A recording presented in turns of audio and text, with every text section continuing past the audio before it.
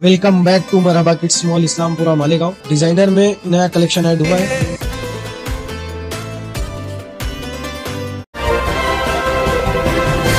मानव समाचार, मानवता के हक में। ये आज अदालत में तहसील ऑफिस के जो दो आदमी थे, एक अंबोरे बोल के कलर के और दूसरे एक है, उनको कोर्ट ने पहले कस्टडी दी थी दूसरे ऑफिस में। जो तहसीलदार ने दो गुना नोंदी है, एक 40 CR नंबर 4025 और बाद में 5125। पहले में 3 लोगों के नाम दिए थे मुस्लिम को, और उसमें बढ़ाते गए, जिसमें 2 एडवोकेट भी और कुछ लोगों को, कुछ एजेंट को इन्फॉर्म किए थे। उसमें भी ये तहसीलदार जो कलर का अव्वल कारकुन और ये कलर के इनको किए थे। कल MCR मिली थी उस गुने में, लेकिन इसमें उन्होंने आज पीछे मांगे 5 दिन की। और उनका ये कहना है, क्योंकि आज स्पेशल प्रोसिक्यूटर आए थे शिशिर हेरे साहब, उनका कहना है कि ये मामला बहुत बड़ा है, इंटरनेशनल तार जुड़े हुए हैं इससे पहले भी जो है, इसलिए हमको तफ्तीश में देखना है। इससे पहले भी कोई मसला था, किसने पैसा दिया, क्यों बनवाया, क्या है, ऐसे सब तफसील दी। अदालत को हमने बताया कि असल में ये सियासी मसला है।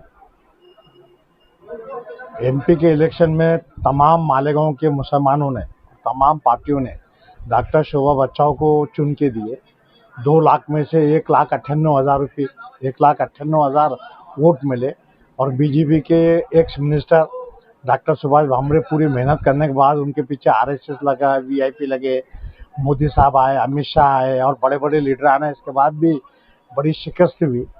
तो शिकस्त का जब आदमी तजिया करता है कि अपनी क्या अगलातनामे, तो उनको ही दिखा कि मालेगांव में इतने ज़्यादा वोट कैसे मिले। इसके बाद में असेंबली इलेक्शन में कुछ लोग बढ़ गए, उसका इन्होंने फ़ायदा उठाए और एक कंप्लेंट दी है। अभी देखिए, ये जो जन्म दाखिले है, जन्म दाखिले बहुत कम बालिग लोगों के हैं। ज़्यादातर ये बच्चों के जिनकी उम्र 3 साल है, 4 साल है, 5 साल है, या किसी को पासपोर्ट को जाने का था, या किसी को अपना आधार कार्ड अपडेट करना, तो उसके लिए भी अब जन्म दाखिला है। अभी आप देखेंगे पासपोर्ट एक्ट में भी अभी गवर्नमेंट, सेंट्रल गवर्नमेंट ने तब्दील की और अब जन्म दाखिला ज़रूरी हो गया। पहले इसको लिविंग सर्टिफिकेट या और दूसरा कागजात चलते थे। दूसरा अहम मसला ये है कि जो CA और CA का चल रहा है, NRC का चल रहा, तो उस वक्त तमाम लोगों ने एक तहरीक शुरू की थी कि भाई मुसलमान लोग आमतौर पे पढ़े लिखे नहीं रहते, देहाती लोग हैं, इनके पास ये रिकॉर्ड नहीं, तो भी चूंकि हम भारतीय है, इसका कोई रिकॉर्ड बताने के लिए सब निकालना चाहिए और जन्म दाखिले रखना चाहिए। उस हिसाब से डर के मारे अब दोबारा हुकूमत चुन के आई, दोबारा ये निकलेगा। जैसा कॉमन सिविल कोड का चल रहा, वक्फ एक्ट की तरमीम चल रहा, तो जाहिर है लोगों ने बोले कि भाई अपने अपने बनवा लें। बनवाने में हो सकता है कुछ कागजात बरोबर ना हो, जिससे इरेगुलरिटीज बोल सकते हैं। जैसा नाम सैयद अहमद है, सैयद अहमद के बदले मोहम्मद सैयद लिखा हुआ है, ये सैयद अहमद के बदले अहमद सैयद लिखा हुआ है, ऐसा कुछ नाम आगे पीछे। मगर जाहिर है जो वालदेन का एक बच्चा है, तो उसको ऐसा नहीं है कि महीने में या 6 महीने में 2 बच्चे पैदा हो गए। लड़का तो एक ही है, तो ये पुलिस तफ्तीश कर सकते हैं ना जाके वहाँ, भाई तुम्हारे वहाँ कितने बच्चे, ये बच्चे के अलावा कोई दूसरा बच्चा है क्या। तो ये कागजात की उस हिसाब से नहीं करके सिर्फ बताने के लिए, और असल में ये मालेगांव में बदनाम करने के लिए, और सिर्फ मालेगांव में जहाँ जहाँ ये मुस्लिम कौम है, जहाँ ऐसा उनको दिखता है कि वोट सेकुलर पार्टी को दी जाती है, दूसरों को जाते, तो उनको बदनाम करने के लिए एक मुनज़्ज़म साजिश है बड़े पैमाने पे। अब आप देखिए, किरीट सोमैया एक आम आदमी है, वो एक चार्टर्ड अकाउंटेंट है, उसको कायदे की कोई मालूमात नहीं, सिवाय इसके कि वो टैक्स कैसा चुराना उसमें महारत हासिल है, बड़े बड़े लोगों की शिकायत है वो अपनी जगह पे। लेकिन कानून का जो एक कोर्स रहता है, अब हम लोग वकील है, पोस्टमार्टम पे डॉक्टर को एग्जामिन करते, कहीं पूछते, उससे हम कोई डॉक्टर नहीं होते। किताबों में लिखा है, किताब पढ़ के हम बताते हैं, तो उसका मतलब नहीं कि हम भी एक्सपर्ट हो गए। कितने बड़े बड़े डॉक्टरों से हमने पोस्टमार्टम में कई एडमिशन लिए कि तुम्हारा बोलना गलत है, क्योंकि हम मोदी के जूस में पढ़ते, दूसरा जूस में पढ़ के बताते, और ये किताबी बातें हैं। उस आदमी ने माहिती के अधिकार में सब कागजात निकाला, कागजात निकाल के रिसर्च के उसमें देखा कि भाई ये सैयद अहमद है या मोहम्मद सैयद है, ये फ़र्क है, आधार कार्ड में फ़र्क है। ऐसे जो फ़र्क मिले हैं, कुछ गलती भी हो सकती है, तो उसके बेसिस पे उन्होंने निकाल के SIT बैठाया। शुरुआत देखिए इनकी थी कि रोहिंग्या है, बांग्लादेशी, आज तक इनको एक भी बांग्लादेशी मिला नहीं, रोहिंग्या मिला नहीं। अब ये क्यों बता रहे हैं? दरअसल यहाँ के MLA जो है वो भी MM से वाबस्ता है, जमीयत के सदर, इससे पहले बांग्लादेश जाके सारे गाँव को मालूम, दिल्ली पहुंचाते। जमीयत का काम है, अभी रमजान आया, देखिए रमजान में गरीब बेवाओं को पैसा देंगे, कानूनी मदद देते हो। बम ब्लास्ट में उन्होंने पैसा करोड़ों रुपये खर्च किया, उस पर भी तजाद है अपनी जगह पे। लेकिन आज पूरे भारत में जहाँ पर भी होता बम ब्लास्ट का, आपके जो दूसरे जो खालिद उमर के हैं या कश्मीर का मसला थे, सब जगह इन्होंने यूपी में बिहार में, तो जमयत पूरे मुल्क की है, इसलिए सबके लिए काम करते हैं। तो किसी तरह इनको तकलीफ देना है, कुछ ना कुछ जोड़ना है, उस हिसाब से इन्होंने काम शुरू किया। अभी तक किसी की बेल नहीं हो रही है, उसको लेकर बेल नहीं हो रही, उसकी वजह यह है कि असल में इन्होंने 40 आदमी 20 आदमी ऐसा पूरा बताया और हर 2 रोज के बाद में एक एक नए आदमी ला रहे हैं और ऐसा हवा बनाए हैं कि ये बहुत बड़ा स्कैंडल है।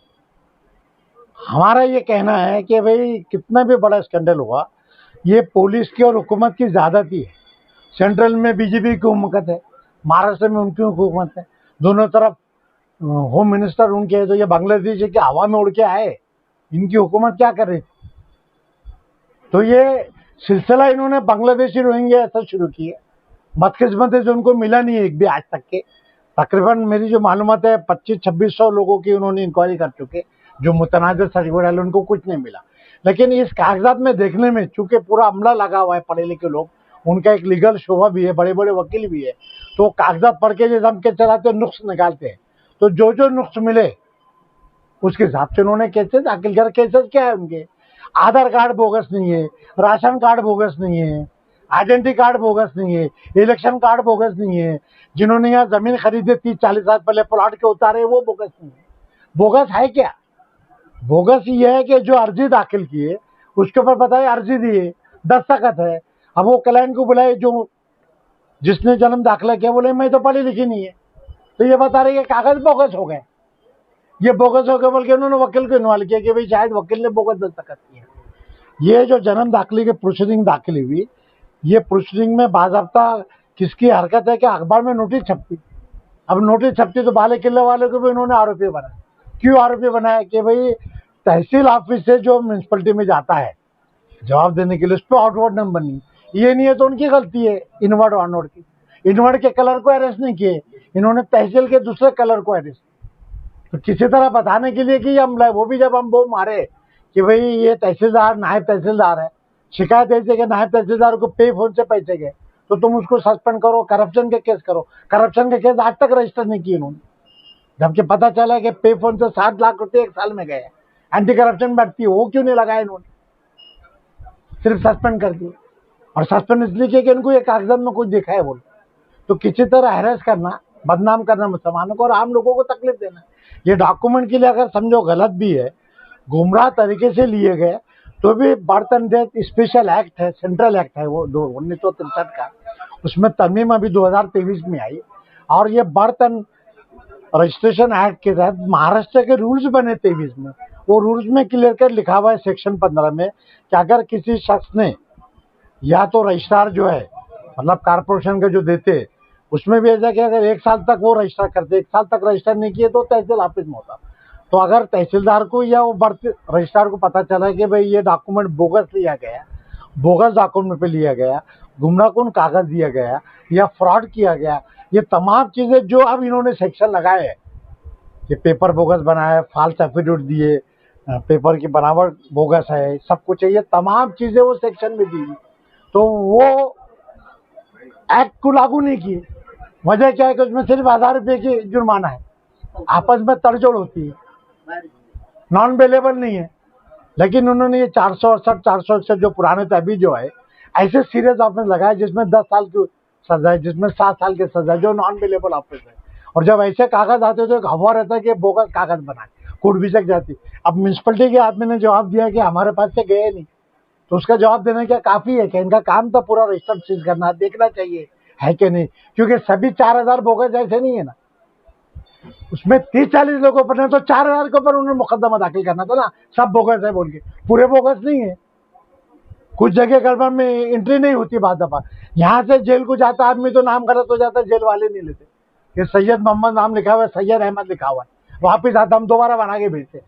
गलतियां हो सकती है। और दूसरा ये कि हमारे मुसलमानों के नाम मुश्किल रहते, जो मराठी में लिखने में फर्क पड़ जाता है, स्पेलिंग मिस्टेक रहती है। अजीम है तो AZIM AZEEM, वो देखते ये तो ये कागज पे अलग है, ये कागज पे अलग है, सरनेम बाजा के आगे रहता, सरनेम बाजा के पीछे रहता।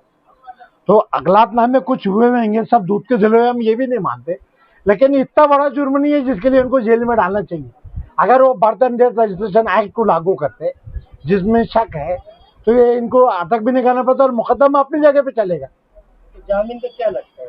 जमानत का अदालत देगी, असल में ये रोज आ रहे हैं बोल के पढ़ के दे रही है। और दूसरा एक दो लोग हाईकोर्ट में गए थे तो अदालत ये भी देख रही है हाईकोर्ट ने क्या ऑब्जर्वेशन लिया है, क्योंकि सरकारी वकील ने ऐसा बताया कि बहुत बड़ा इंटरनेशनल मामला है।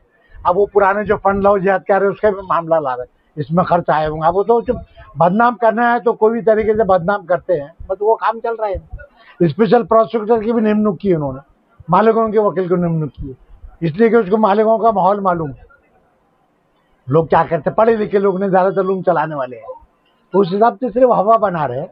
जमानत इंशाल्लाह 2-4 रोज में हो जाएगी, नहीं होगी तो हम सेशन कोर्ट में देंगे। जमानत के ऊपर आर्गूमेंट होगा, लेकिन आर्गूमेंट होने के बाद में क्या हो रहा है, ऑर्डर के ऊपर आया तो 2 आदमी आ गया, 2 आदमी आ गए नए, तो उसमें नई बातें लेके जा रही।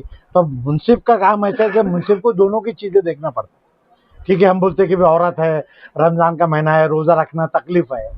अब वो जेल मैनुअल में ऐसे कि वहाँ तमाम सहूलतें मिलती हैं, हम कुछ भी आर्गूमेंट के कोर्ट बोलते हैं अपने भारत की जेल है, वहाँ तो नमाज भी पढ़ाई जाती है, पेश इमाम भी रहते हैं, रोजे के भी एहतमाम है। ठीक है, 2-4 उससे क्या तकलीफ होती। तो अदालत को ऐसा है कि फरियादी की बाजू और मुल्जिम की बाजू देखना पड़ता है। लेकिन इसके बाद में देखिए, जो एक हमारे वकील साहब थे उनको अदालत ने छोड़ा है। सबसे पहले क्यों छोड़ा है, वकील है बोल के नहीं छोड़ा है कि उनको पर इल्जाम और जो रोल था एकदम कम रोल बताया गया। मगर यहाँ ऐसा हुआ कि इन लोगों पे क्या रोल बता रहे हैं। अभी पुलिस कस्टडी में जो अर्जदार है उनको अदालत 2 दिन की दे रही है, वो तो रिकॉर्ड पे सब। लेकिन जिनके ऊपर इल्जाम है, अब जैसे क्लर्क है, क्लर्क ने पैसे तो नहीं लिया, क्लर्क ने बोगस ऑर्डर तो नहीं किया, इसके लिए क्योंकि ये अमला था, इनके पास से ऑर्डर गए, इसलिए इनको 4-4 दिन की कस्टडी। तो जमानत भी जो है इंशाल्लाह 2-3 रोज में हमें उम्मीद दिखता है। और हाईकोर्ट में अगर किसी एक मामले में भी अगर कुछ वजूहत आ जाए तो कोर्ट के लिए एक नज़ीर रहती है, वो देख के, क्योंकि यही मामला हाईकोर्ट में गया है। हाईकोर्ट में भी बड़े बड़े स्पेशल प्रोसिक्यूटर जो है वो अपीयर हो रहे हैं वहाँ पे, तो इंशाल्लाह होने के बाद में बहुत जल्द हो जाएगा।